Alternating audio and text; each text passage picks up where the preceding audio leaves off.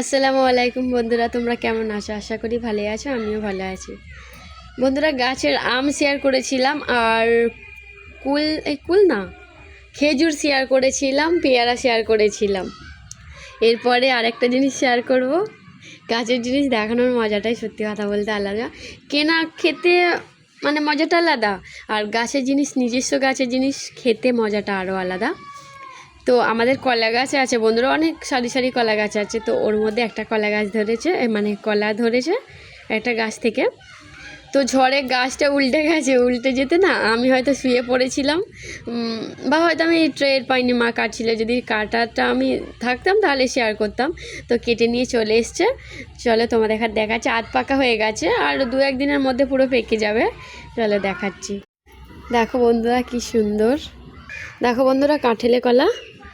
এই তো মানে হাফ পেকে গেছে, আর 1-2 দিনের মধ্যেই পেকে যাবে। সত্যি কথা বলতে গাছের জিনিস শেয়ার করতে খুবই খুবই ভালো লাগে।